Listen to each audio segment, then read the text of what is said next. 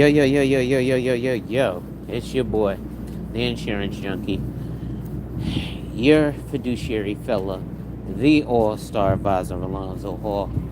And I'm here today to weapon tap on your head with another ADH wealth solution. Today, I decided to go live right quick just because I was scrolling through YouTube. I was bored. I wanted to take a look at something. What's going on, boss? And all I was seeing was nonsensical stuff. And instead of seeing the nonsensical stuff, I'll go live and run my mouth and entertain myself. Nice Mercedes, right? The GLE 250. You know, the thing I don't like about the GLE, see, the GLE is supposed to be the replacement for the ML, but the ML is actually smaller. So the ML is more along the size of the GLC. It's a smaller SUV, and the GLB, what up? The GLB is like the GLK. The only way you really know that is one, if you're a Benz owner, two, if you're in Mercedes. It's just kind of like that. But I decided to go live today because we seem to be having kind of an influx of just, I don't know, not even useless information, but, you know, people basically blithering, blabbing, and complaining, right? And I want to kind of focus on, like Sheed, I want to focus on the money and the family aspect. So one of the things, you know, especially mating, dating, and relationship, and you got all these guys running around talking about masculinity and red pill and how to be a man, but none of these guys are in, forget successful marriages, they're not even in successful relationships, period. So how are they then going to give you any semblance of what a successful relationship is? What's up, man? Oh yeah, they in there cutting up in the barber shop. You see them, right, in the all-star lineup. But I realized, and I ain't even gonna be live for long, but I realized that it's gonna take more of us, pushing more of us out there than not, for us to get the attention that we want on our eyes, right? We got people like me, we got people like She, we got people like Dr. Dunbar. Dr. Dunbar is gonna be doing a lot in the next few days about talking about people, like how salt affects the arteries of black men, right? And if we're going to be saying that we're a space of black men for black men, then this is the type of stuff that we really want to consume. Now, the sad part about it is it seems like that's the stuff that gets the least viewership, right? But, you know, if I come up here talking about Keisha, we got 300 dudes in the box, you know, talking about, yeah, get him, get him, get him. To Triv, what's going on? So, also, to combat that, I just put out more content, right? Because what happens is the squeaky wheel gets the oil. And these waste of space ass people, men and women, who just come up here and can review channels and stuff, well, they put out content 3 and 5 and 7 and 10 times a day, every day. So that's why they're getting all the attention.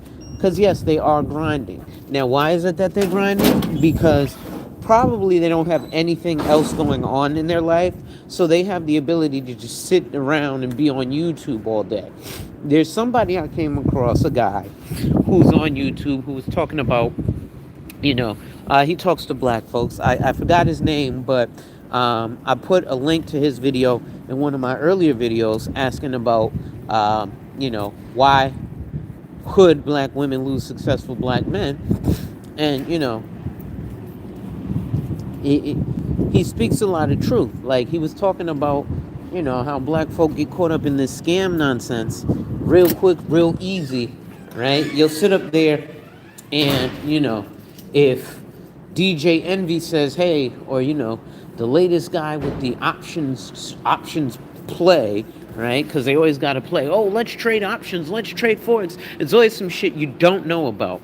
But you'll listen to Wall Street Trapper. Meanwhile, someone like me who actually has a license and been doing this shit for a decade, because I'm not telling you, hey, if you put 5 cents in, you'll be a millionaire overnight, you think what I'm talking is bullshit, because I'm going to tell you it's going to take you 6 years to double your money. But for you, because you don't know how wealth works, you think that's a long time in the stock market. Well, I've seen people get rich overnight in the stock market. Yeah, you also seen people get raped in college, but you don't stop sending your kids there because somebody that happened, right? And yes, I had to use something extreme. Why do I use something extreme? Because otherwise, stupid motherfuckers don't get the point, right? I'll be honest. Um, and so, I had to make that little bit of a difference or that little bit of a change. Um, with that being said, I am sitting in my car. I am about to get my smoke on and smoke me a little J while I'm with y'all. And yes, it's not the most coveted thing or the best or the healthiest thing. We all have our vices. We all do something. Not by no means am I saying it's right. The new scam from Black Man Travelers is poses Afro Latinas in Colombia. Yeah, that's true, Arta Will. Um, it is. But like, see, for example, and that's why I said a lot of the masculinity bullshit, because Arta Will is not black, but he sees, from people who look like him. Look, it's not just black dudes falling for this bullshit that we got, fresh and fit and all this other stuff. It's all men, right? Especially one of the problems we have is Western women, but part of that is a problem is Western men, right? Um, and I think a lot of that has to come from the fact that we've had an ease of life. So I was watching something yesterday. I was watching Married with Children. Man, I gotta love me some Al Bundy.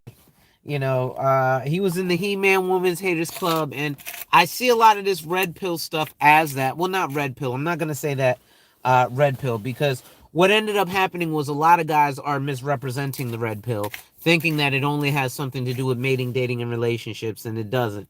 Red pill has a lot to do with self-improvement and taking care of yourself, building up, and then what's gonna happen is the hoes are gonna come. But then you gotta understand how to deal with and use them, right? But at any rate, I want to talk about the money. So, this coming Tuesday? I'm sorry, this coming Thursday, I have an interview with BMT on a friend of his channel. The details coming soon. And we're going to be talking about life insurance. The idea is to bring other black professionals into the fold. Why? Because and I'm not picking on you, Artawell, but I know you're not black, so it's easy to, use that as an example. But the Art of Wills of the world, right, are men that I'd like to do business with. And so what ends up happening, black men, is, the Art of Wills of the world who are in positions to, do the business that I'd like to do, or in the position that I'd like to do business with them. It makes it very difficult for them to even look at me, even though I'm legit. It makes it difficult for him to look at me as legit. Why? Because he's got to look at all these fucking Glocktaviuses, right?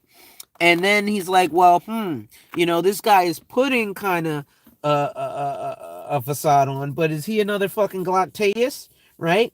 And, don't take offense to it at all, Will, because let me tell you, and this is probably one of the funniest things of all, especially when it comes to upwardly mobile black men. Oh, we are the worst. You think a racist white guy is judgmental? Wait till you see how racist a black guy is against another black guy. Oh my God. We will put all the stereotypes on you, and just, like I said, fucking Glocktavius. He says, I learned to appreciate MWC and even some episodes of The Simpsons as an adult. I get you. Married with Children is the shit, bro. I definitely love that. But the Glocktaviuses of the world and the excuse making black men make it hard for the non-excuse making black men, or the non-victim mentality. I'll put it to you like that. Because there's a lot of dudes who run around with this victim mentality, right? And, I get frustrated as fuck because, I say something about it, I'm a sellout, I'm a turncoat, Arda Will says something about it. Oh, he's racist. No, it couldn't happen to be that he's observing the fucking idiocy of you guys and telling you, hey, guys, as a concerned party on the outside looking in, because I got some people who look like you who are my friends who I actually care about. But overall, you guys are making him look bad. Right? Like, how many dudes do you think are on it like Marty? Daryl was good. Right? Like, these dudes that travel, they're traveling and shit, but what is the likelihood that they're papered up like Marty? Right? Me and Marty, all right, just to I don't really want to get too much into his business or tell too much of his business, but with what he and I have set up, we're looking at, on average, at least he's getting at least $150,000 a year from what he and I have set up. Right? And he's young. It's not like he's 60, 70, you know? He's in his 40s, like most of the guys out here. Late 30s, early 40s. Right? And in your late 30s, early 40s, it's just kind of some shit. Sib Lord, let me make sure I got you as moderator right here. Sib Lord, yeah, so, I want to make sure that we understand, this shit, especially as black men, we gotta, Marshall Falk seemed to have given up on teaching financial education to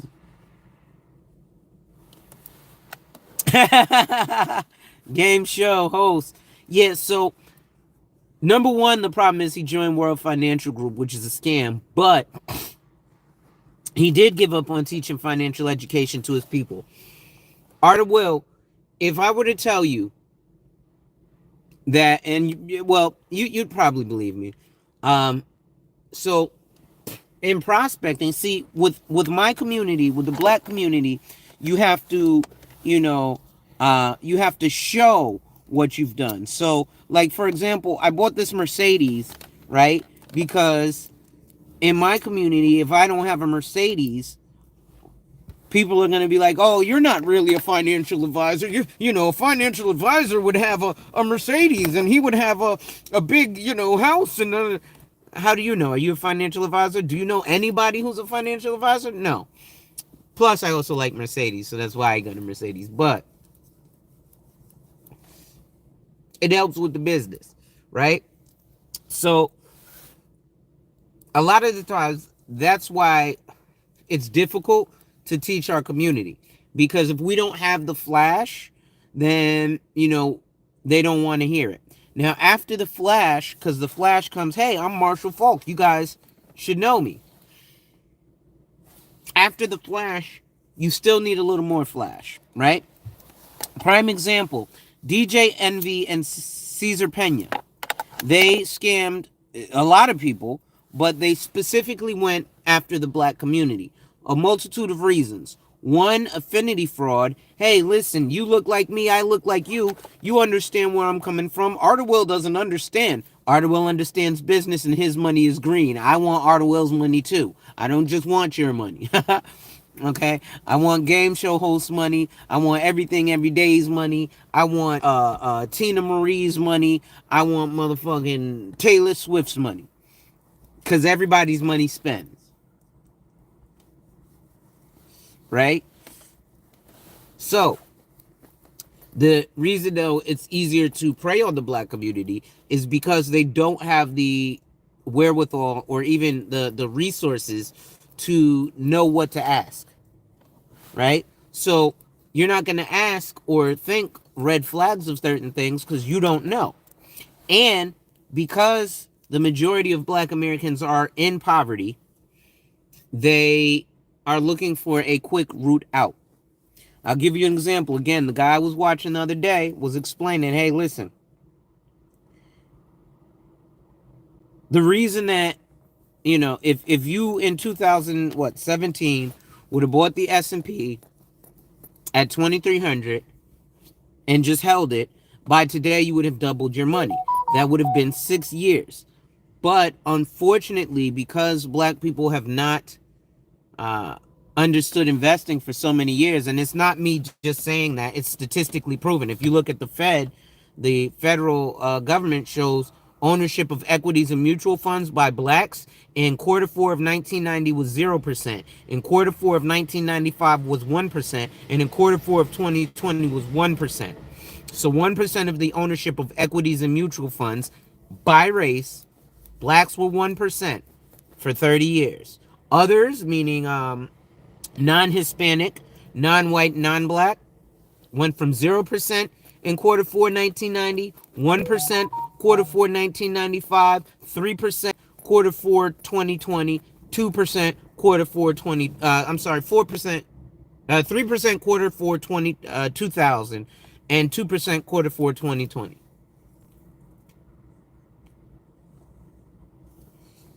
Right? So they've had some ownership, at least here in the States. Because the thing is, if you ask all these people about, hey, I trade Forex, I da da da. All right. The next time somebody asks you if they trade for or tells you they trade Forex, ask them, what are your thoughts on the NK? Okay? Ask them what are their thoughts on the NK. Ask them if they have a Series 3. If they mention a BMW, you know they don't know what they're talking about. That's why the two MJs were the GOATs. They both knew how to appeal to the global wide audience. Yeah, this is true.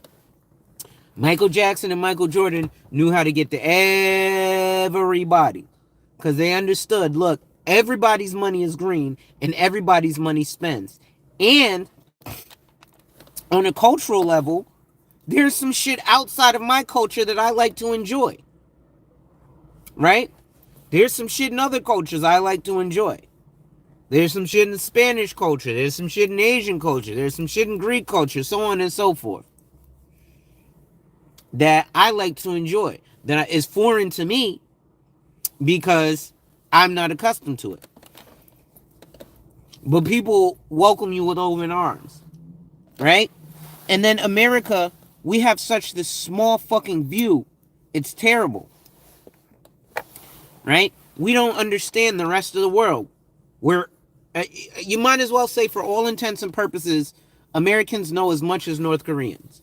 Because in North Korea, you can't get the news from anywhere but North Korea, so you only know what the fuck is going, what North Korea wants you to know. Guess how it is in America? Yeah, and you have access to news from elsewhere. But we all, hey, boom, boom, boom. I'm watching Fox News. You're watching Fox News. Oh, I watch CNN. They're all reading from the same script. Right? They might have a different rebuttal here or there, but it's all the same script. Right? So again, I tend to do this too. Again, with the discrimination. You know, look at a brother with his pants sagging, da da da. Says, I'm a novice in Forex, but I hear people say that they never lose money in a trade, red flag. Yeah, the thing about Forex, so, Dark Man Jeff, Forex, realistically, if you want to trade Forex, options, commodities, futures, derivatives, there's licenses for this shit. And this is why, again, black people keep falling for the scam.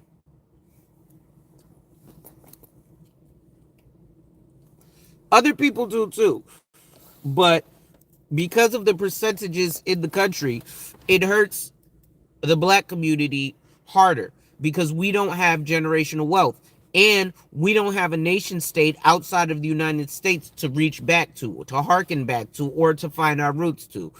I can do a 23andMe and it'll tell me, hey, you got 25% of your blood is from West Africa, and 15% of your blood is from England, and 17% of your blood is from this section of Africa. Okay, that section of Africa where all the tribes have been wiped out.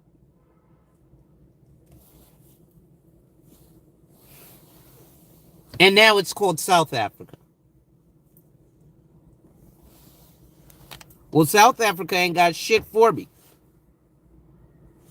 According to South Africans, what do they call it? A Kaffir? Which is the same shit as a nigger.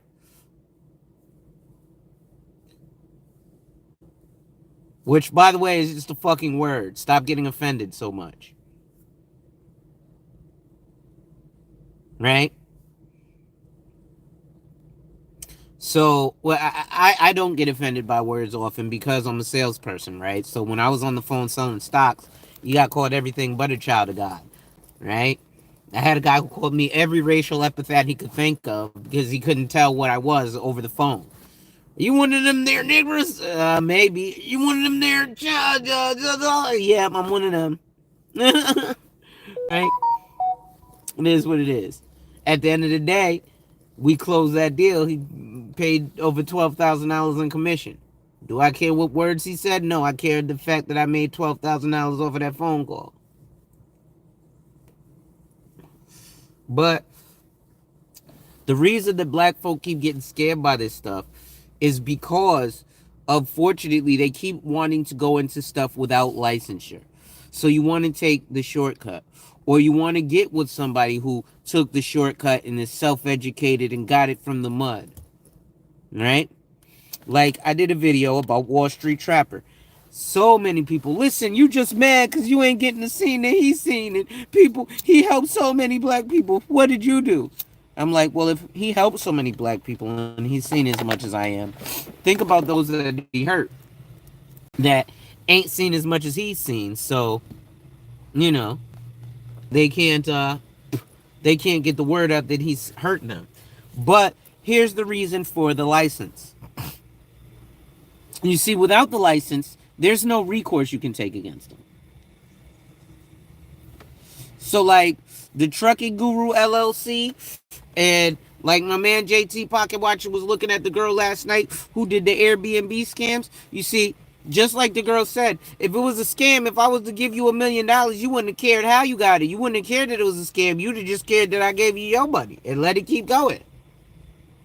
The only reason you mad is because you ain't get your money. You ain't getting no refund.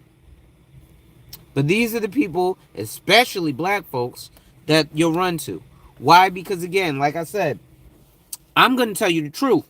Listen, man, I had a guy who was a real estate broker. He owns a real estate firm. He's 54 years old. He comes to me, listen, I got like $20,000. I want to get like $100,000 life insurance policy, whole life, and then I want to start borrowing from it. Motherfucker, how fast can you start borrowing equity from a house if you put 20% down? It's still going to take you 5 years. What makes you think it's going to go faster with life insurance? Number one. Number two, $100,000 policy and you're 54 fucking years old. What the fuck? $20,000 ain't going to get you a $100,000 policy. The trucking business does seem to be a new hustle. Everybody's getting into the trucking business now. You say, yeah, that's why I'm getting out. No doubt. But so, black people will rather go to Wall Street Trapper or Cesar Pena because he's going to tell you, listen, man, I got the play. Give me $100,000. I'm going to get you $60,000 in 6 months. You going to get me a 60% return in 6 months? Hell yeah. But he has no licensure, and it's all bullshit. See, I'm going to tell you, hey, listen, you want all this money? Okay, cool. For a $100,000 policy at age 54 to properly overfund it, you're probably going to have to put $60,000 in, and it's still going to take you 5 years. After that 5 years, you're going to have way more than doubled your money. But it's going to take you some time. So I'm about to start a trucking business with my brothers. Hey, start it. You know? Just understand, most 80% of businesses fail within the first 5 years. You want to make sure to look at your competition. And just know that shit's really hard when you start. Right? I'm in the process right now of training a guy up to be an insurance agent. And he keeps telling me, yo, I keep talking to these people about insurance. And then they're like, oh, do you sell it? And then I'm like, no. And they're like, oh, man, if you sold it, I'd have bought it from you. Dang. And I'm like, bro, don't fall for the okie doke. Because what's going to happen is you're going to get your license. You're going to go back and talk to them and be like, hey, I sell it now. You ready to buy it? Oh, Yeah, let's sit down and set an appointment. Wednesday. Wednesday's gonna come. Dang, I forgot about it. How about this? Hey, I'm busy. Hey, you know what? Nah, I gotta think about it. He doesn't understand yet the way the sales cycle works. Now, hopefully, he doesn't go through that, but that's the reality. Why? Because that's the business, right? I'm not saying this out of not having gone through it. I'm saying this out of being damn a serial entrepreneur myself, right? There's something about when you go into self-employment, real estate, investing, stocks, shit like that. But again, the licensure changes shit. Because having the license changes what you can go ahead and talk about in the public. You know, folks always put out disclaimer, this is not investment advice. Yo, you need to go run this play. Go buy ABC. I'm telling you, man, it's $6.10. What? You selling niggas penny stocks. Right? There's a reason that there's a barrier to entry. Right? So think about it. I'll put it to you like this. Right? And this is why I started charging a fee to have a consult with me. And I'm about to increase my price. Because right now, I've been told that I'm vastly undercharging. To the tune of $2,200 am I undercharging. I only charge $300. I spoke to another advisor. She was like, nigga, what? I charge $2,400. You better up that price. How are you living? How are you paying that car note? How are you paying your rent? But it's like pulling teeth. Especially in the black community, because we don't understand the value of paying for some shit. I talk to folks all the time. I'd rather do my own finance. Oh, why I gotta pay? You gotta pay to go see Beyonce. Yeah.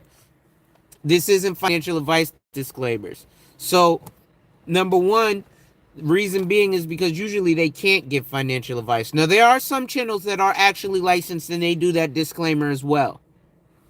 But the reason why is because me as a licensed professional, if on this live right now, I tell you, hey, hypothetically, hey, go invest in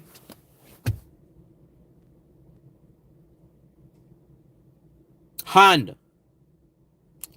And tomorrow, you take all of your savings, which most Americans don't have access to $500 in savings.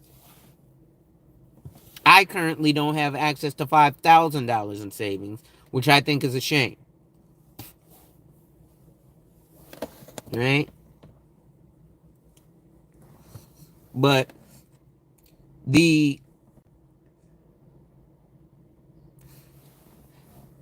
I don't know, you take your savings, or you pull out from your 401k, you take some equity from your house, and then you go buy Honda tomorrow. And I'm gonna buy a bunch of Honda. Alonzo said buy Honda. And then Toyota turns around and buys, well, no, because if Toyota turned around and bought Honda, you'd actually get money. And then the next day, Toyota turns around and goes bankrupt. Or better yet, I did a video the other day about Rite Aid, because I'm a shareholder of Rite Aid, and now I need to sell my shares because Rite Aid is going bankrupt, but I'm going to hold on to them because I'm assuming they're going to get purchased. And when they get purchased, I'm going to gain. What's up, Ski Mask? So, I figure, all right, I tell you, listen, go buy Honda. And you take out mad money from, your secure sources of retirement and all that. And then you put all your money in Honda. Yo, Alonzo got it. He got the Lamborghini. He got the big ass house on the beach in Miami that I seen in the video, even though it's all rented. Right? Like I told you, listen, I'm not a bazillionaire. Yes, I am driving a 2016 Mercedes with less than 100,000 miles. It's not even got 80,000 miles. So technically it's a new car. And it only had one owner. And it was serviced at Mercedes. So now I have to make sure that I make money. So number one, that I can pay for this shit. Because this car was $40,000. And I have to, and the reason I got it, because I was like, oh, well, shit, let me go get a new car. And then I saw like a brand new Toyota was damn near $40,000. And I was like, well, for $40,000, I'll buy a Benz.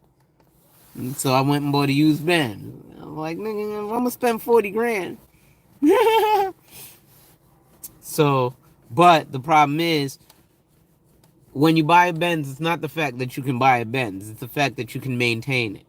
So if you take it to Joe the mechanic, then you can't afford a Benz. You are supposed to take a Mercedes to the Mercedes dealership.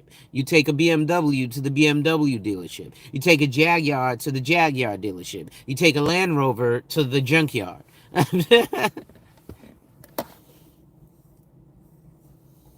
Right?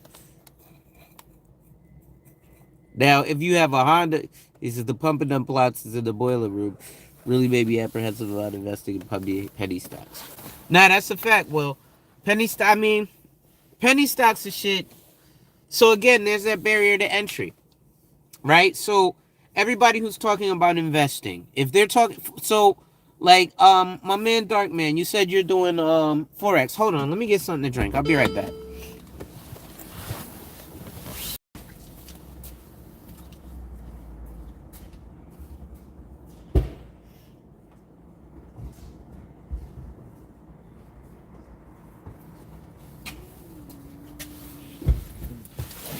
All right, I'm back. So, for example, things like Forex, right? When you get into shit like Forex, there's a barrier to entry. That barrier to entry, Forex, options, any type of trading. If you're trading for yourself, then you are trading you have a minimum of $25,000 liquid. FINRA requires that. You do not need your license. The people who are telling you that you do not need your license to trade Forex or options are absolutely telling you the truth. You do not need your license. However, there are barriers to entry still. Those barriers are, again, the liquid capital requirement. So if you're not talking 25 grand or better, shut the fuck up, because you're not investing. Straight like that. People wonder, why don't you never talk about investments? Because you can't afford them. And I'm not trying to say that you don't have the money, but there are requirements to be an investor. An accredited investor has to have an income of at least $200,000 a year every year for the past 3 years, expected to do so again this year. Or do so or better. If you don't have that, fine. But you have to have a net worth of at least $1 million, excluding owned real estate. Generally, they'll allow the residential real estate, but most people don't own their real estate. Most people have a mortgage, so they finance their real estate. So you cannot include that or any equity that you have, because the equity in your home, the only way that you can access the equity in your home is through the form of a loan. Either a cash out refi or a HELOC or another mortgage or sell the house. But they keep duping you into thinking real estate is generational wealth.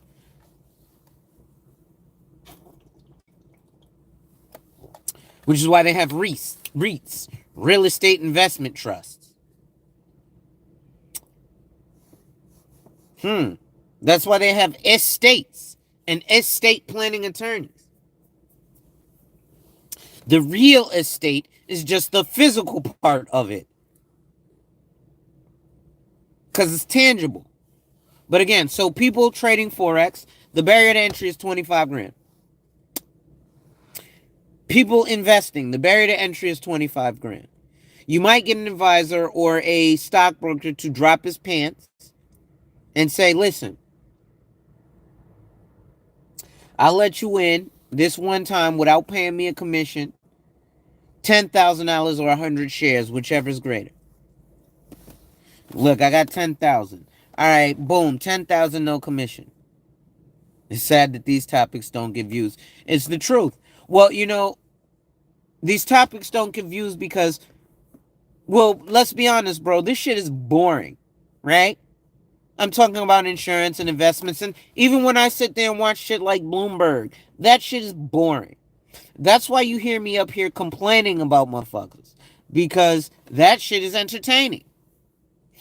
Right? So, oh damn, my light done went on. Turn the light on. Right? So that shit is entertaining. Hold on, let me see something.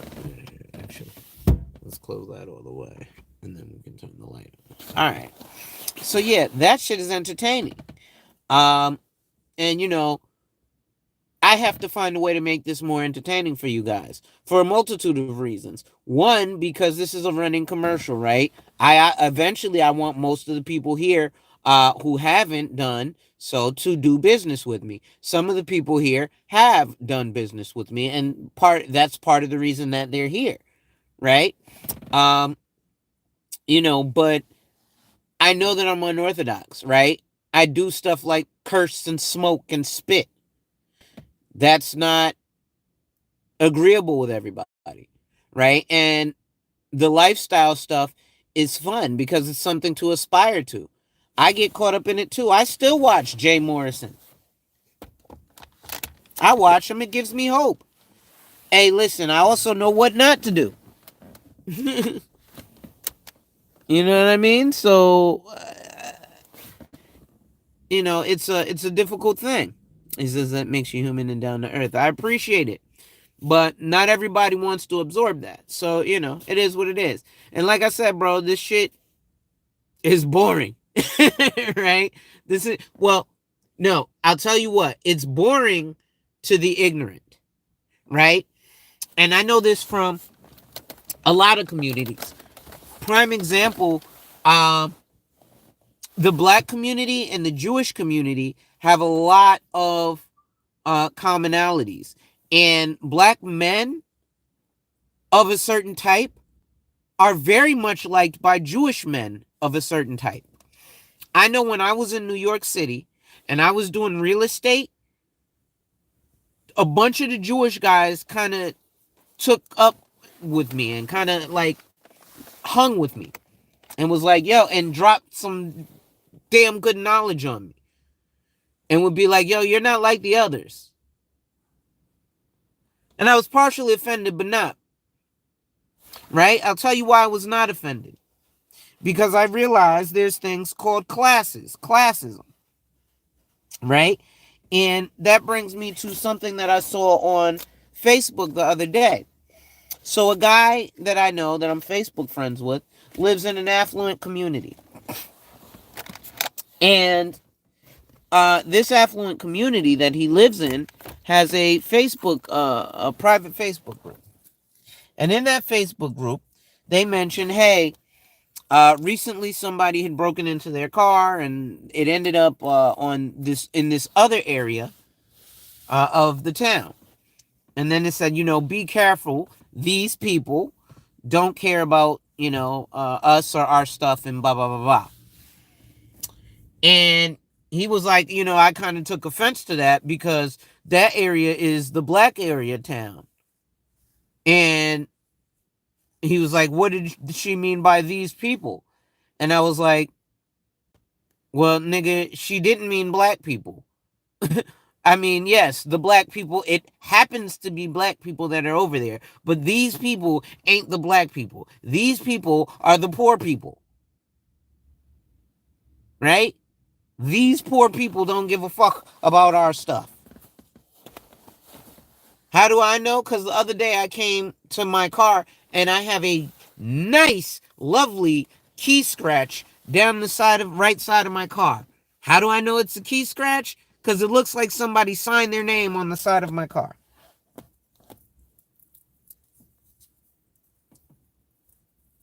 Now, do I think that it was a black person? Possibly. Do I think that it was a poor person who was highly upset that I'm one of the 3 Mercedeses that are in my apartment complex? Probably. Right? 4 Mercedeses. Well, of the people who live there, 4 Mercedes. Right? Jealousy. So I had to explain to him, I said, bro, when she says these people, you're not included in these people because you're of her ilk. What do I mean? Well, you live next door to her, right? Yeah. You have a car that's similar to hers. It's an expensive, $100,000 car. Yeah. Okay. So guess what? These people don't give a fuck about your shit and they'll steal your shit too. And I have a Glock 48 MOS that I will put a shell in the motherfucker with, stealing my shit. Or stealing my neighbor's shit. This is one of the reasons why Ice Cube moved out of Compton after he got his back. Yeah.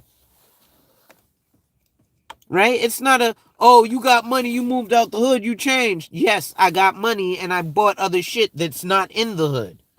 My house ain't in the hood, unfortunately. And another reason that my house ain't in the hood is because I told you took the neighbor out of the hood. But so I explained to him, I said, bro, these people are people who didn't work. You have a amount of money that you've worked for. It takes a certain amount of money to live in the neighborhood that you live in because everybody in your neighborhood, nobody rents in your neighborhood. Well, they rent in the sense that they have a mortgage, but nobody is paying rent to a landlord except for Bank of America or Wells Fargo. What's up, Kay? It says it kills me when other nationalities think they're better than. Yeah. Listen, I don't care about nationalities. So you're supposed to. Everybody's supposed to have a little racism in them. Everybody wants to see theirs do the best. If you don't think so, you're lying to yourself. But we also like to see an amalgamation. Because like I said, I like to enjoy shit from other cultures. Shit that I don't know about or haven't experienced or haven't seen. That shit is fun to me. Right? Like, it's funny. The other day, I was listening to Rammstein. For those who don't know, Rammstein is a rock and roll group. And they have a song called Du Hast.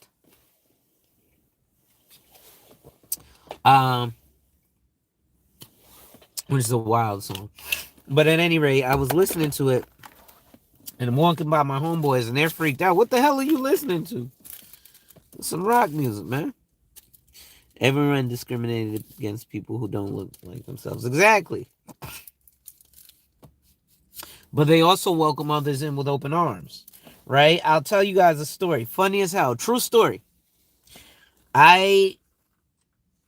In 2006, I had moved from Connecticut to Georgia.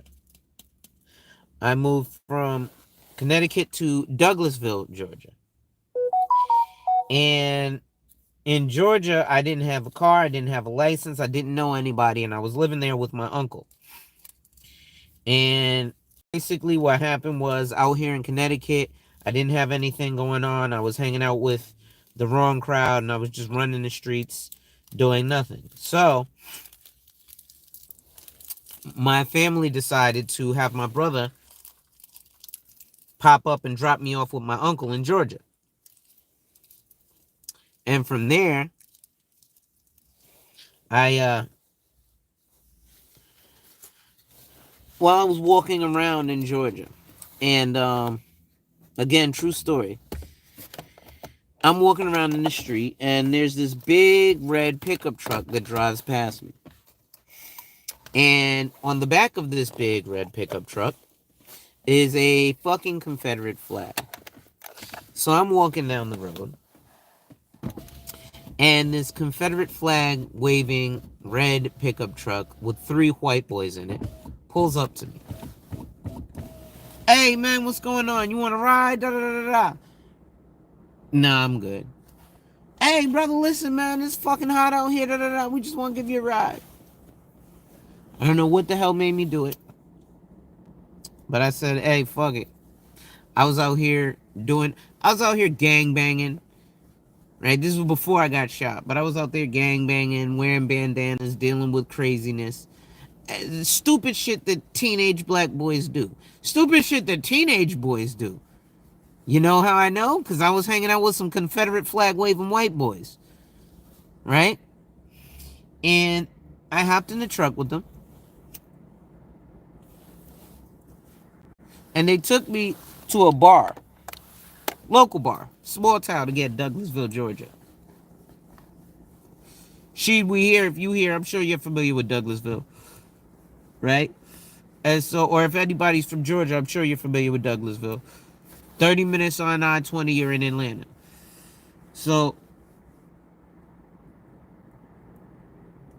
I hop in the truck with them. We drive to this bar called Taco Mac. Now, Taco Mac is, it's your local bar, but it's a franchise, right? And so we're sitting around, chilling. Yo, these dudes bought me all kinds of drinks and shit and everything. Yo, them motherfuckers was cool as hell.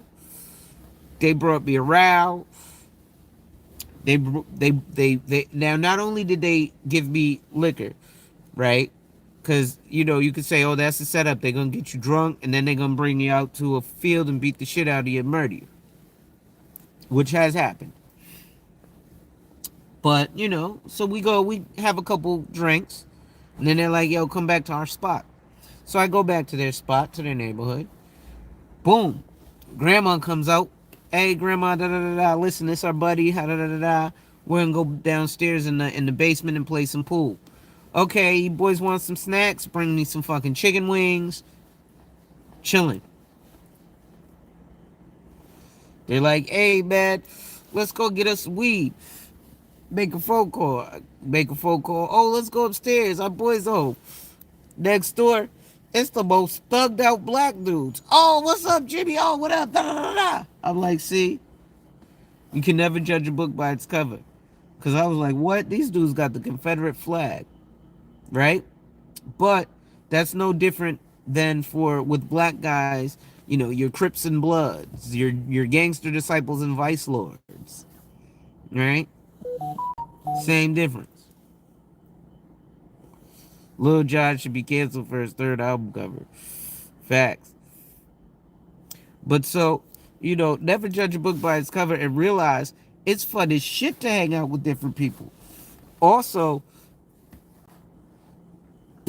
if you enjoy sports of any kind, you're it's impossible to be racist, right? Um, if you enjoy, I'll retract that. If you enjoy team sports of any kind, it's pretty impossible to be racist. Now, yes, they do things like overseas. They're very harsh against dark toned people, right? You know, football players, meaning soccer. They call them monkeys and they throw bananas and they hoot and holler like chimpanzees. These motherfuckers is getting billions of dollars. While the motherfuckers who hoot and holler like chimpanzees at you and throw bananas are on the stadium. And a lot of these stadiums in these countries are fucking dilapidated except for the field and the quarters where where the football players play. Have you seen some of these arenas? They look like fucking scaffolding in New York City where you're fucking just building a building and there's thousands of people on it. Ole, ole, ole, ole. Collapse, right? And you can't think such a small scope. Did you know that there are more Afro-Chileans than there are African Americans? What does that mean? There are more black Chinese than there are black Americans. The smaller the ball the players are dealing with, the bigger the check. People still prejudice in team sports. I think even Prime said fatherless children don't make good quarterbacks. Um, well, yeah, there's certain things about sports, right? So yes, there are prejudices. Like he said, fatherless children probably don't make good quarterbacks because there's probably decisions that need to be made at that position that having a father in your life probably afforded you, that of. I can't speak to it. I never played football as a quarterback. I played as a linebacker and a running back and a safety, right? I didn't have hands, and I was small, so I couldn't play wide receiver. But I was stocky. I was what 5'9", 210 in high school, or no, I was 5'6", 210 in high school, right? But all of that stuff, it culminates to things. So you have to look outside of the picture, right? Because shit is fucking crazy, especially when you look at the rest of the world. Something that also opened my eyes to that shit was I finally saw the Equalizer 3. I got to do a show on why running backs are the lowest paid offensive players. That is something that I would definitely like to go into. Uh, Thanks for the idea, Will. That's actually a really good idea. That you know what? That's how you make this type of shit entertaining, right? Because there is a lot on that. But I say all that to say it's important to look at the bigger picture of things, right? Because them Confederate flag waving motherfuckers is my boys, right? And then like the thing that I dislike, and I think this is a major issue because, like I said, seeing the Equalizer 3 opened my eyes to a lot, right? Seeing him embrace those people and be embraced by those people. What do I mean by those people? The people of the town. I don't want to spoil the movie.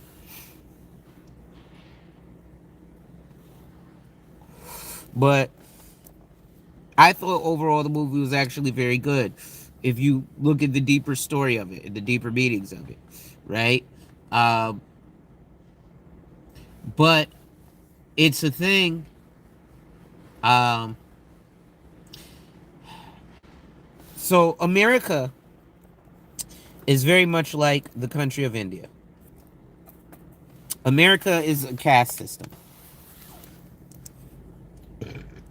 But outside of it being a caste system, you have the ability to slide your scale on the caste system.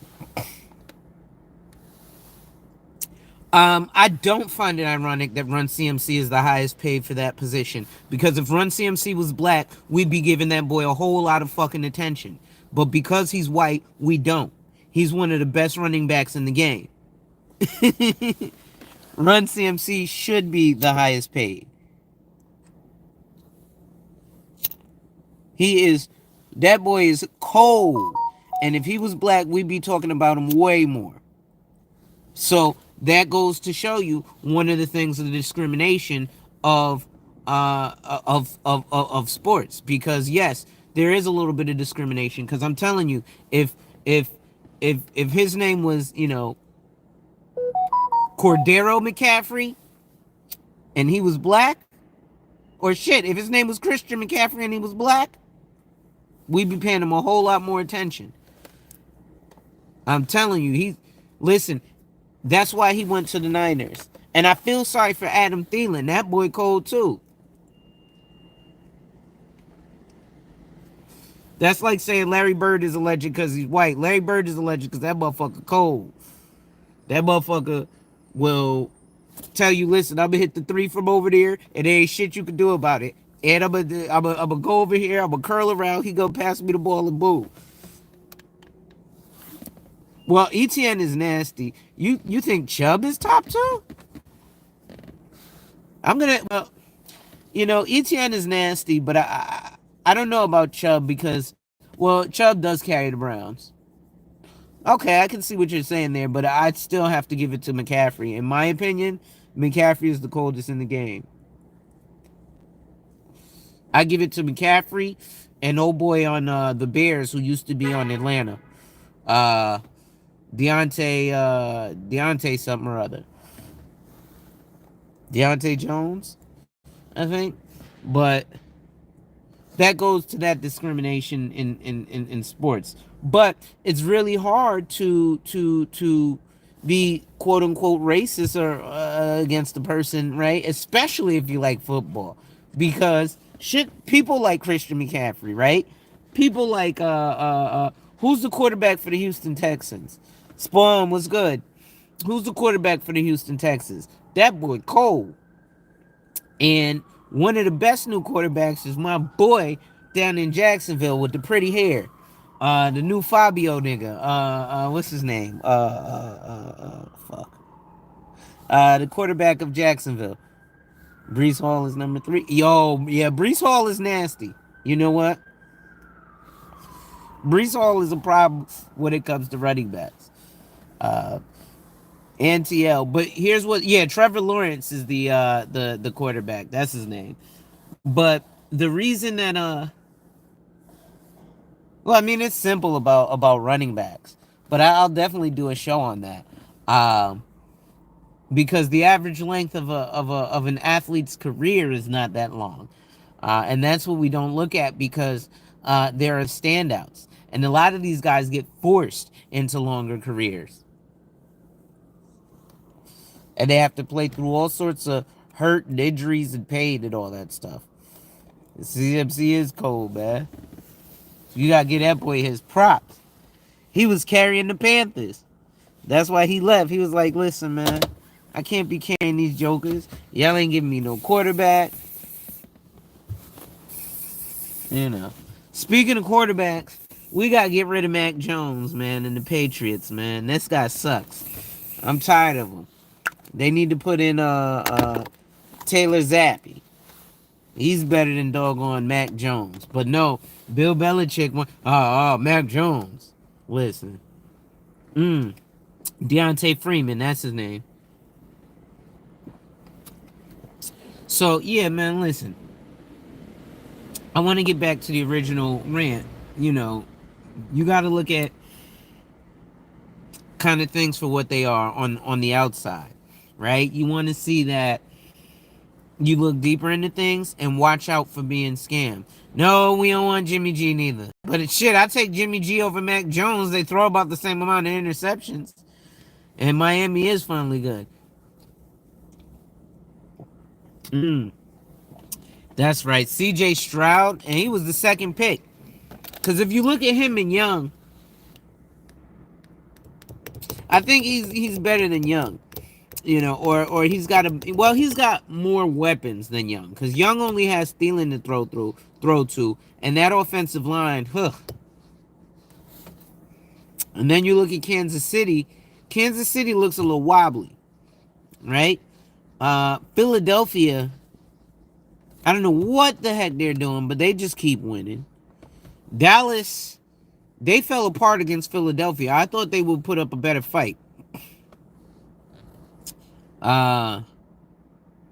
Who I'd like to see win? I'd like to see Cincinnati get back to the big dance because they got robbed against LA with 3 minutes and 48 seconds left in the Super Bowl.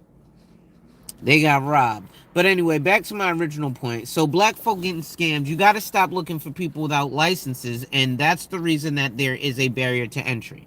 So the reason that there's a barrier to entry, right? This is why things like crypto and penny stocks, they're really easy to get into, and that's why likely it should be a red flag. Let me explain to you why, and I'll put it in man terms.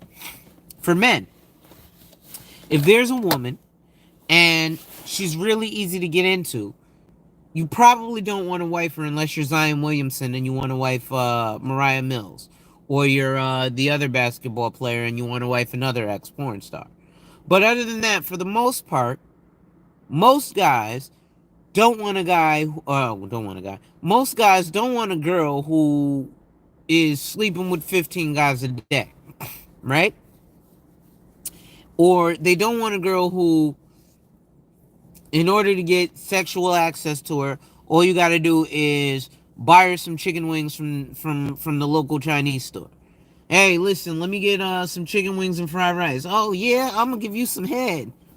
Ah, cool, right? That's not the one you want to be busting a slob with, right? But you'll go into crypto knowing that crypto, all you need is 17 cents to get into Shiba Inu. All you need is 17 cents. When it goes to $1, we going to the moon.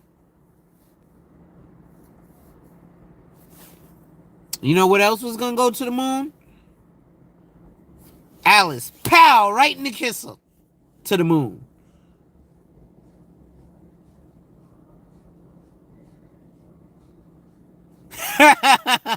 Dwayne Haskins. Yeah. Rest in peace to him. Right? But pow! To the moon, Alice. Uh, wasn't Tua Ohio State quarterback, though? Well, Tua's kind of looking shaky. We'll see about him. We'll wait till they get to the playoffs to see about him. But yeah, pow, right to the moon, Alice. She was supposed to go to the moon too. And she did. Right? And the reason why is, again, it's impossible to punch somebody to the moon. So, unless you got into Shiba Inu when it was 17/17 of 17 cents, by the time it is 17 1,000ths of a penny, you're already on the bottom of the scheme. Right? And again, things like the other day when I went live on my Facebook showing about going to the local election, there are laws being put into place, like laws that would have you have to pay taxes on unrealized capital gains. It was a pump and dump, right? He pumped it and then they dumped it. He pumped it and got everybody to, oh, GameStop, oh shit, it's going up. You're inflating the stock. This is the same thing Jordan Belfort did with Steve Madden. Steve Madden just recovered. Right?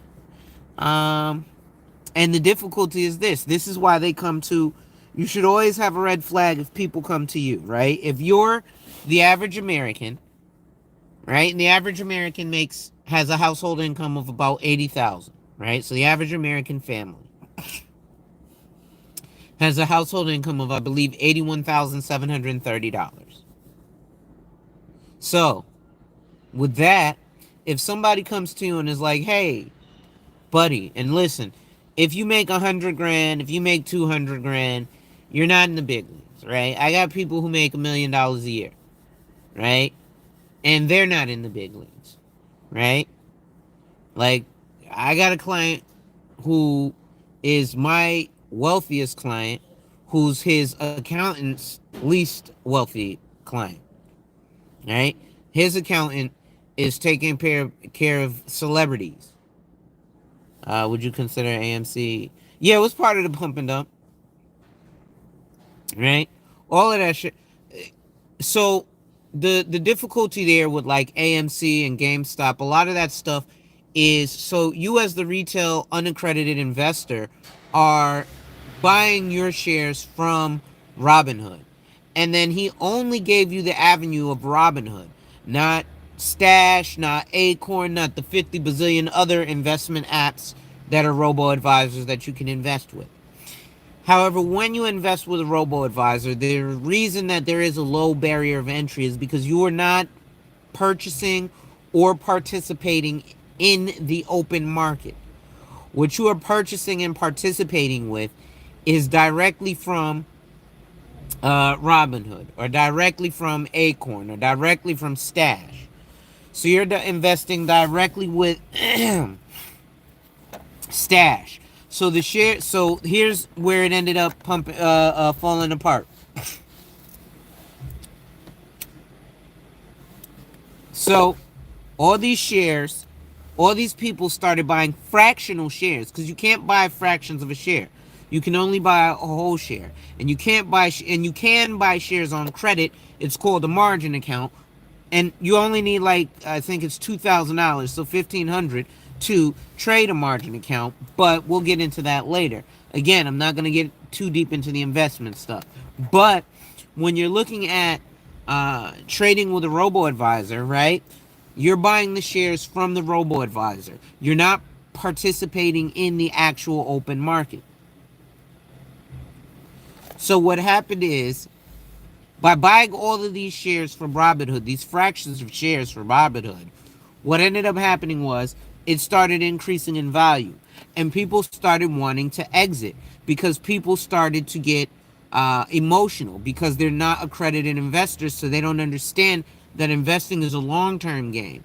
You need to have what's called a time horizon. So you shouldn't be concerned of, oh shit, this stock is going up today and down tomorrow and up today and down tomorrow, unless you're 65 and you're about to retire and you need these assets now. Otherwise, you're supposed to be investing for, on average, the average time horizon is 20 years. So that means that the average amount of time somebody has an investment for is 20 years. And the average ROI, or rate of return on investment, is 10%. Okay?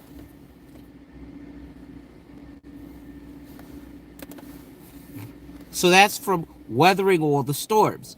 So in order to appease at least a few people who were trying to weather the storm, right, and who were like, oh shit, I put in $100 and now I got $500, I'm gonna cash out, because they're using investing, what they think is investing, as gambling. What they're doing is they're going, like when when me and my wife used to go to Atlantic City, right?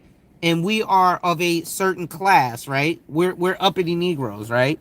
So we only stayed at the Trump Taj Mahal because that was one of the best hotels. The reason we stayed there is because her mother was a high-class black woman and her father was a high-class black man.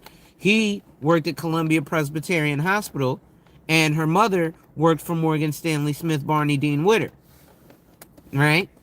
For all her life, right? So when I would go gamble, because we would have to gamble to, get the perks or whatever, I'd gamble, put in 20 bucks, cha-ching, cha-ching, cha-ching, I won, cash out.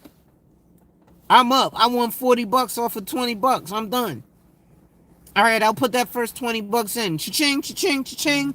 I won $2, cash out. All right, let me put in $5. Cha-ching, cha-ching, cha-ching. I lost. I'm done. Right? So emotionally, you're just cashing out. That's not investing. That's gambling. Right?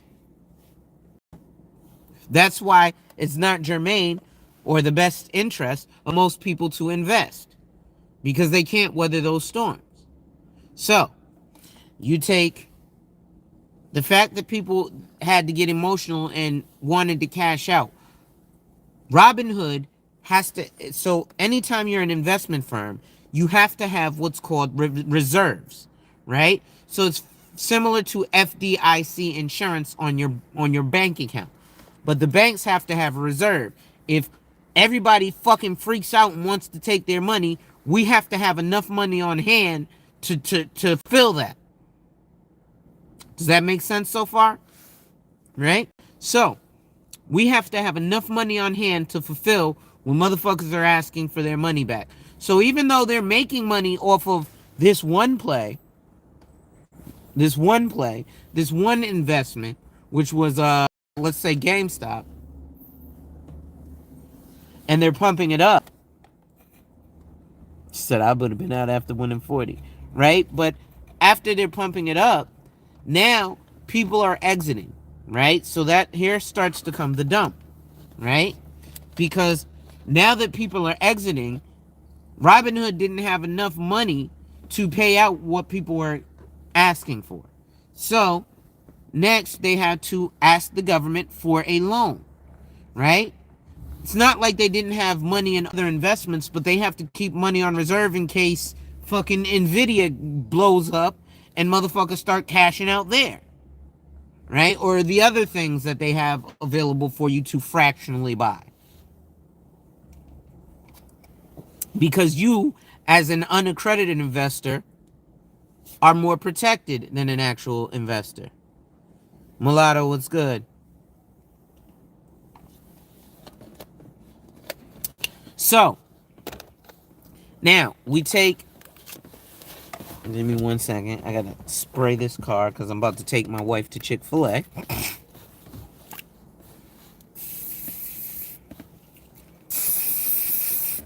But so now the investors keep taking money out. Now they start to, okay, I'm gonna charge you money if you learn, and don't be learning nothing from me, damn it. It ain't time. I don't want you learning nothing. Right?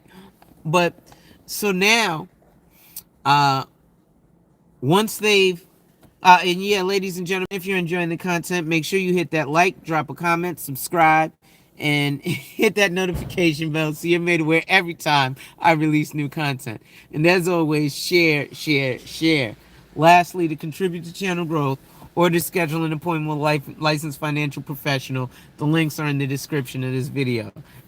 Kay said, "You simp, stop taking your wife out." I know I'm a king simp, right? I can't believe it. I'm so blue pill.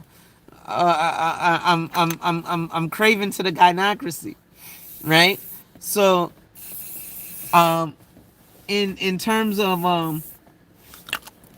them getting their money back, they're starting to pay people back. So that's why they had to pause and say, "Look, we can't accept any more investors, especially those who are unaccredited." They were able to allow the big hedge funds to buy in because, let's be honest, if you take 10 million Americans and have them invest all that they have, and I'm talking about people who make anywhere from $50,000 to $300,000 a year, right? You take all of their net worth and combine it, it still doesn't compare to what one hedge fund can invest, right? So, and like I said, 10 million, right? So I'm giving you large numbers. You take all of their net worth, combine it. Hey, we want to invest. Well, BlackRock Capital wants to invest.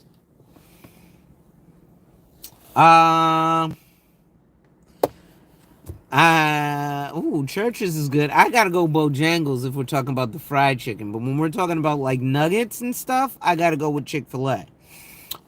If we're talking about chicken sandwich, I gotta go Chick-fil-A. And yeah, I'd have to go Bojangles, Churches, Popeyes. I've never had Raising Cane's. Have you had Zaxby? Zaxby used to be busting when I was living in Georgia, but I don't know how they are now. But so when they didn't have enough money to start paying enough of the retail investors, they had to put a pause on everything. So now with that pause, the shares started decreasing in value because people were getting out, and nobody was at GameStop wasn't bringing in any new income. See, the reason that you invest in a company is basically to give it working capital, right? So a lot of times what companies are doing is they're getting these investments and they're going, "Hey, listen, I'm going to give Jamie Dimon a $21 million bonus." Now, the reason Jamie Dimon, and I'm going to do an article on the foul-mouthed CEO of Morgan Stanley, who is now the full-fledged CEO of Morgan Stanley. Fuck that company, by the way. But, well, the only reason I say fuck that company is because of how they treated black women. But then again, I know black women. Right? Like my man Louis C.K. would say. Or not Louis C.K. Is it Louis C.K.? Bill Burr. Like my man Bill Burr would say, "Hey, listen, it's a woman." My Schwab index funds haven't been performing well. Listen, don't worry about it. Listen, the S&P 500 is an average of 10.3 to 11.5% or something like that, right? Its best year was 2020. It did 13.3%. Give me 1 second.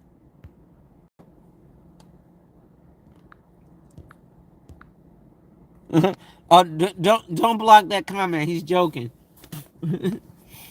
right?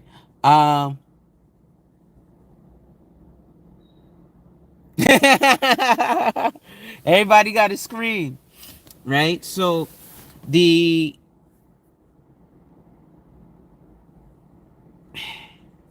he said I'm a simp for defending black women, right? So Nino, what up?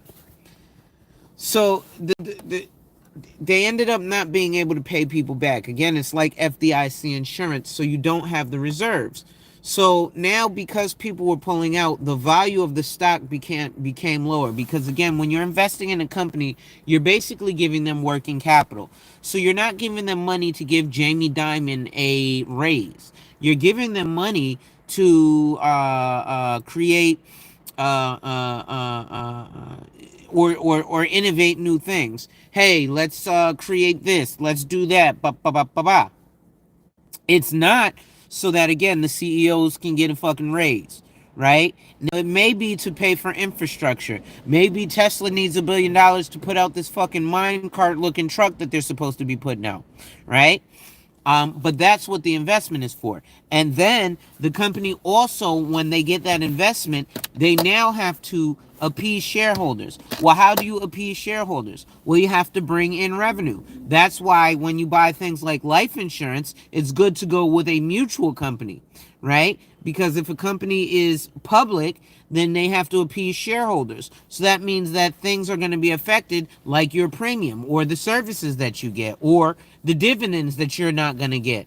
Like Transamerica, I know a lot of people who put their who are insurance agents who put their insurance policies with Transamerica. Transamerica is a public company, so they do not pay dividends to your clients on even their whole life or their index universal life. So even though it's a good policy, if you properly overfund it, they don't pay dividends. So you're fucking your client. But a lot of people don't know that because they don't understand how dividends work in life insurance. But so again, the reason that you invest in a company is for it to become profitable, right? So GameStop wasn't bringing in money. What revenue was getting? Nobody was going to GameStop. Video games went digital. So most of the time, you don't even have a physical copy. You might go there to get a fucking Funko Pop toy, but for the most part, nobody's really buying a shit ton of merch except for, the people, the quote unquote nerds or the video game nerds who want to go buy, the boxed set of Avengers action figures, right?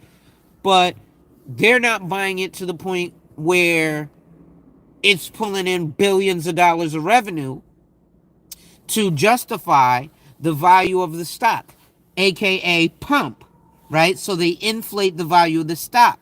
Now comes the dump. So now it's at a height, right? So now they know, okay, we started off, it was $7 a share. We got all these fucking asshats who know nothing about investing and won't pay Alonzo $300 to get some actual advice because he's going to tell you some shit that you don't want to hear. You're going to listen to this Sam Bankman-Friedman guy because he's got a curly Jufro and you can trust him, but you can't trust this nigga with a beard, right?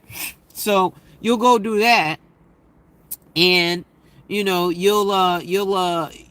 pump all your money into that and he'll be like, yeah, these fucking chumps. Well, hey, I just bought a Ferrari and I'm hanging out with Elon Musk and I'm fucking the latest heroin chic supermodel and I'm sniffing coke on a yacht, right? Because that's what rich people do. When you're rich, you sniff coke off hookers' asses on yachts, right? So when you're a rich bachelor, right? Shit, married rich men do it too. Actually, probably more married rich men sniff coke off of hookers' asses on yachts. Are you rich? Have you ever been rich? No, but I've affiliated with the rich because I was a stockbroker. And rich is different from wealthy. He's a curly smoke fro. You got to speak in code. Facts, I did, right? So when they realize, okay, it's pumped up and it's inflated to a certain point that now they know, okay, this bubble is going to burst. Now they're selling off too. That's why they had to pause. All right, let me sell off. I hated being a stockbroker. It was back in 2013. I worked for a company called EJ Sterling. They had their holdings at a company called Stern AG. A stockbroker is a young man's game. Most stockbrokers are in their early 20s, except for the principal of the company, who will be in his 30s to 60s. Um, and the compliance officer, who will be in his 30s to 60s, sometimes 70s. Wealth is much greater than rich. Right now, I'm trying to get rich. I ain't even gonna hold you. I'm from the hood. I'm trying to be hood rich and do all the ratchet shit that I speak out against. Right? I want to do all of the ratchet shit that I'm telling y'all not to do. Right? And I'm going to do all of the ratchet shit that I'm telling y'all not to do. Yeah, EJ Sterling. It was a stockbrokerage.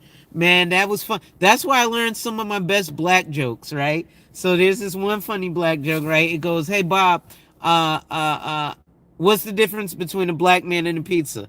All right. Thank you, Luke. And Bob goes, "I don't know, Steve. What's the difference?" And he says, "A pizza can feed a family of four." Boom, boom. And the reason I find that funny is because in a lot of these, he says one can feed a family of five. Oh shit. That's funny, Luke. I need that one. He said one can feed a family of five. That's even better. Oh shit. So, but the funniest part about that is when you look at like a lot of these online spaces, and you see a lot of these black dudes complaining. When you look at, and this is just the numbers, right? I'm not fucking, yanking anyone's chain. Remind you, I'm a black man, right? So I'm part of these fucked up numbers, right? But if you look at the apex net worth of a black man, it's 148,000 fucking dollars, right? That includes our billionaires like Jay-Z, Magic Johnson, and LeBron James, right? So our net worth is so fucking low as a whole that we're pulling down billionaires like Robert Smith, Jay-Z, LeBron James, Magic Johnson, Byron Allen, right? It's kind of funny because nowadays it's pretty hard to feed a family of five. Well, Luke, that is true. It is hard to feed a family of five, no matter if you're a black guy or not, right? But it's funny because you hear these black guys online talking all this bullshit about, oh, the woman, she's trying to take me for half of what I got. Half of what? You ain't got shit. The numbers say you ain't got shit. Not me, not the women, not the white guys, not the black guys, not the Indian guys, not the Asian guys, not the Hispanic guys. They're not saying it. The numbers are saying it. And again, the reason I'm pissed off is because I'm a black guy. So I'm part of you motherfucking people dragging our numbers down. He says, here's one for you. 100 people can't eat off a Snicker bar, but 10,000 ants can. This is true. Right? But so, again, and this is according to Brookings Institute. This is not me espousing random fucking numbers. Right? This is Brookings Institute. That the apex net worth of a black man is $148,000. Do you know what the median net worth of a black man is? Even though all y'all niggas on every fucking rap song are the super czar of selling cocaine? Oh, I got bricks. No, the fuck you don't. Because the numbers show that the median net worth of a black man is $24,500. We can't even get a quarter of 100K?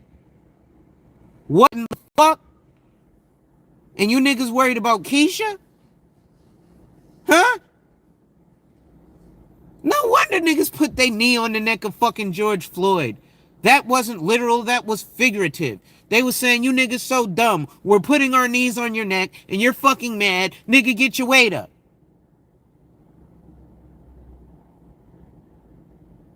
Right? Oh, but now I mean when I say that. Yeah, I mean because I'm part of it. I want their motherfucking knee off my neck and I'm fighting and you fucking wasted spaces aren't. I can't breathe, nigga. So get the fuck up and let's help us breathe. We need to get real with ourselves. Some of us do well. A lot of us are in the playing wealthy or rich. And I get it. Because like I said, I ain't rich, but I'm going to do the ratchet shit too. But at what point do we stop doing the ratchet shit? Why the fuck are there niggas who are 40 years old talking about what we on tonight? Nigga, why we ain't on building some shit? But then it almost becomes pointless to say this to most niggas. I literally had an argument with a nigga. I was like, yo, if we could get like 100,000 black men to make $500,000, a year. He was like, yeah, but that's only $5 billion. I was like, yeah, that's $5 billion year one. What about year 10? What about compound interest? What about that?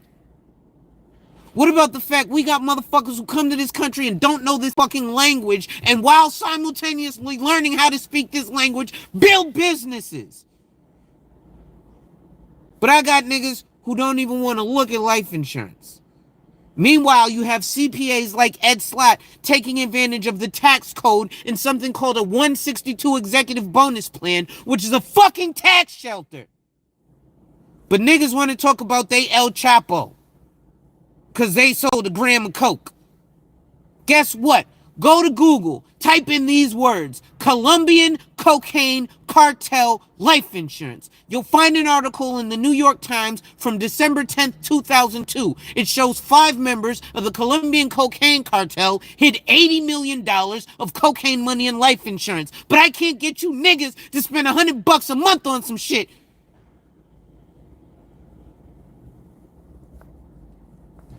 Right? But see, when I say that, I'm the asshole. So I don't even bother to say it. Don't hide comments, man. Show everything. Nigga put some Gucci in the Ferrari.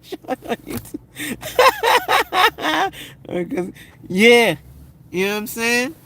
Trust me. Oh, that's probably YouTube hiding the comments. Listen, in the comments, let everything fly. If you got a wrench, let it fly. Make sure it flies. Hold on, let me. Right? Let it fly. This is a raw channel over here. Yes, I'm professional, but it's raw over here. Right? Unfortunately, the reality is that I can understand why it's difficult to trust black financial professionals. Number one, if you look at the statistics, 5% of the industry of financial professionals that are licensed is black. So let's go back to the beginning of my rant. Because the beginning of my rant was talking about people like Wall Street Trapper. And how people will be like, oh, a license doesn't mean nothing. What the license means is recourse. Again, if Wall Street Trapper says, hey, y'all, listen, man, I'm going to teach you how to get into these stocks, son. I got it from the bottom. Because listen, I have a similar life story. I grew up from poverty. I grew up with the wrong crowd. I dealt with people in the dregs of society, drugs and guns. I got shot 5 times, right? So I got it out the mud. So I understand that, right? Unfortunately, that seems to be the only narrative that comes from black people, right? I had to get it out the mud. How come we don't showcase the motherfucker who was a Jack and Jill and had his mom and dad? Biscuits, what's up? Right? Ladies and gentlemen, if you're enjoying the content, make sure you hit that like, drop a comment, subscribe, and hit that notification bell so you're made aware every time I release new content. And as always, share, share, share. Lastly, to contribute to channel growth or to schedule an appointment with a licensed financial professional, the links are in the description of this video. So again, I understand why, it's difficult to take black people serious when it comes to financial professionals, especially because every time you fucking turn around, it's somebody fucking scamming. Yeah. It's somebody scamming. So I can understand why it's like, meh. Shit. I have a black guy that I do business with. He's from Trinidad. And he was like, yo, you Americans, man, y'all are something else. He was like, listen, in my country, in Trinidad, we're very racist. We'll tell you to your face, you're a fucking nigger. I was like, damn. He was like, yeah. He was like, and I'll tell you, get away from me, you fucking nigger. And I was like, damn. He was like, and it has nothing to do with, your race, but the way you act, oh yeah. I was like, wow. He was like, yeah, Trinidad, we don't play that shit. He was like, but here in America, y'all are all fucking walking on eggshells. Like, well, excuse me, bro.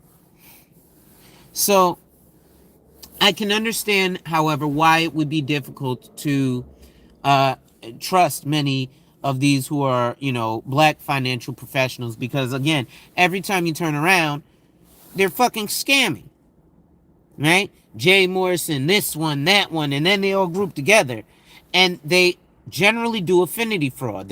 Hey, we're black, we got to bring it back to black people. Give me 50 cents and I'm gonna give you a brick, and we're gonna get generational wealth. Right? So because it sounds too good to be true, you'll do it. And then, you'll do something that Wall Street Trapper, But again, these people are non-licensed. They may know a little bit and it may sound nice, but they're non-licensed. Well, New York white folks will do that too. They don't hide it, especially the Italians. Oh, listen, I want to get back to the affinity of the Jewish people. So I got a couple of homeboys. One dude named Steve. We was doing some real estate deals, some fix and flips, because I was doing fix and flips in New York since 2013. So a lot of these, so-called channels that we buy and sell houses, fix and flip, you can skip trace, and even the shit that Tony the Closer put out for y'all to get. What's the shit with Prop Stream? Don't waste your fucking money on Prop Stream. Buy Property Shark. But, what do I know? I've only actually held the license and done this shit in New York City. It says, be careful buying used cars from the Russians. Oh, I used to work with the Russians in Brooklyn. Yeah, man, listen. New York is a whole different beast. You get involved in all sorts of shit in New York. I was dealing with some Russians who got caught up in white-collar crime.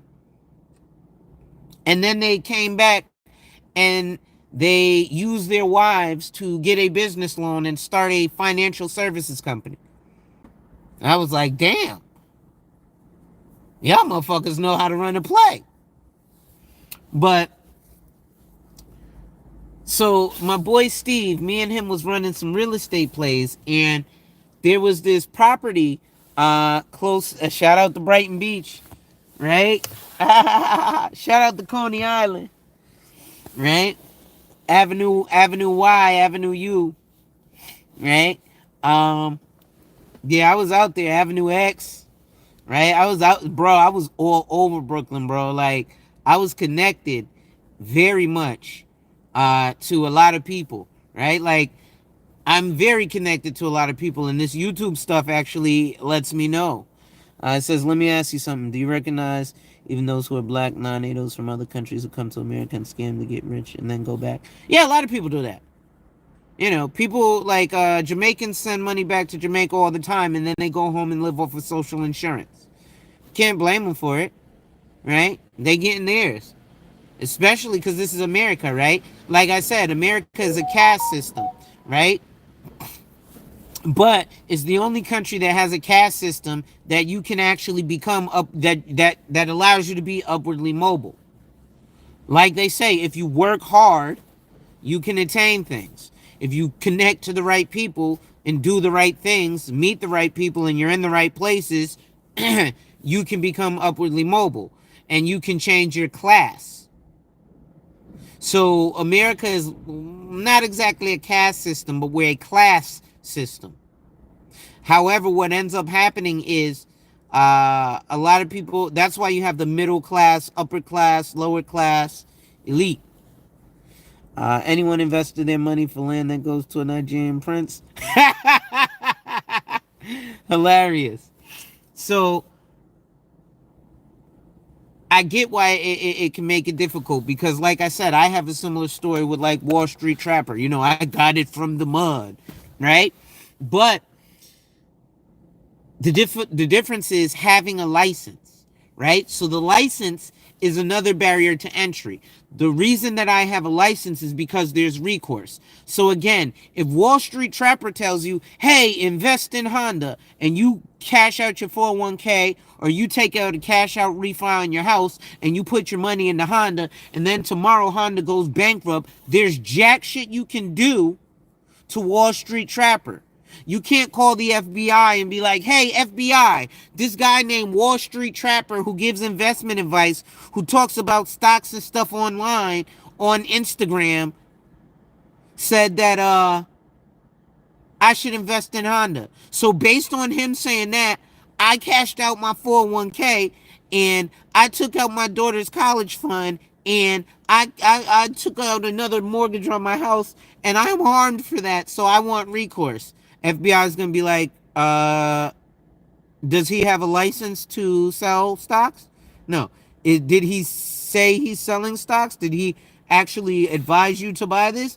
Well, no, but he said that, Honda was going to be the next play and Honda was going to be popping, so I invested in it based on what he said.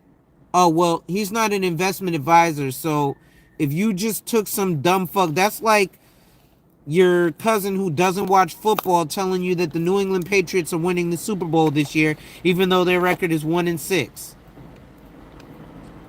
And then you decide to bet all your money on it. Tough titty. Right? Now, on the flip side, if I say, hey, listen, on my show right now on this live, if I said, hey, listen, everybody, stop what you're doing. Cash out your 401k. Sell your car. Get rid of your house. And put all your money in Honda. Tomorrow you're going to be a billionaire. And then you do it and Honda goes bankrupt.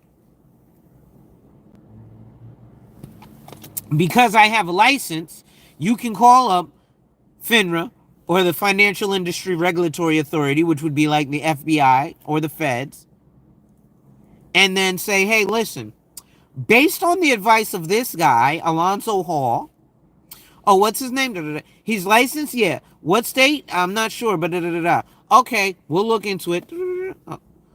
Hey, Alonzo, yeah. You're getting brought up on charges. Excuse me? What? Yeah, based on you, because you're an investment advisor and licensed, based on your advice, somebody took your advice, you didn't give them the disclaimer, you harmed people financially. You need to pay restitutions and or face jail time. How do I know? I got sued for $1 million back in 2012.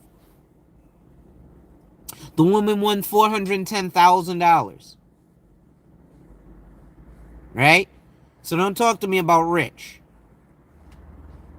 Because we don't know what rich is. A couple $1 million ain't rich. A couple $1 million is a couple $1 million.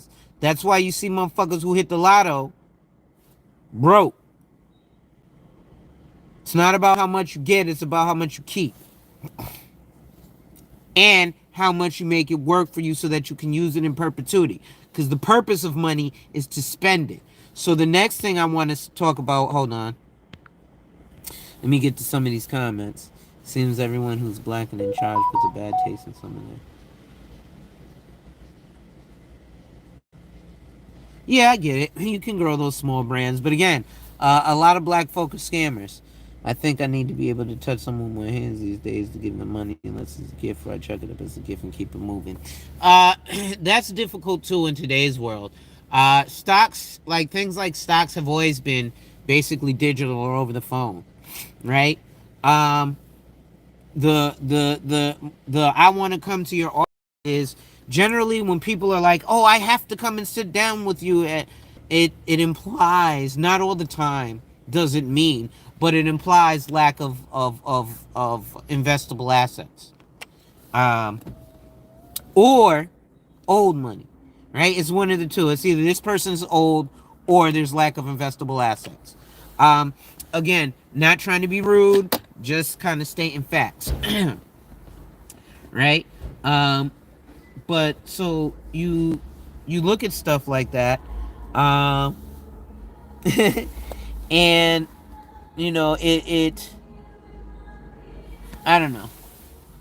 I guess I'm just rambling now. Anyway, I've been going for a little bit of an hour, almost 2 hours now, and I need to take my wife to go get something to eat.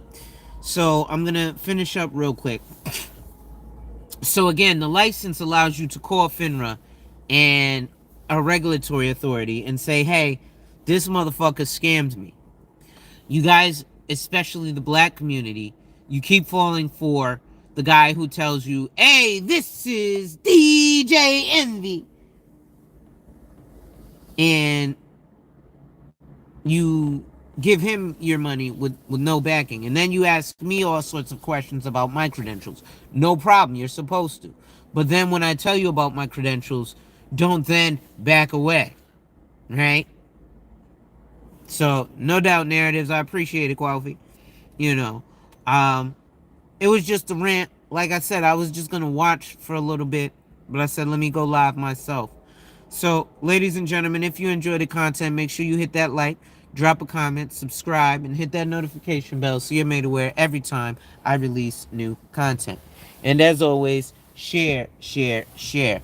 Lastly, to contribute to channel growth or to schedule an appointment with a licensed financial professional, the links are in the description of this video. With that being said, ladies and gentlemen, wipe ass. Work in progress every day and see success. Wipe ass. Work in progress every day and see success. Wipe ass. Work in progress every day and see success. And remember, folks, when people challenge you, they don't challenge you to challenge you, but they challenge you to challenge you. Accept the challenge. Salute, salute, salute, salute, salute.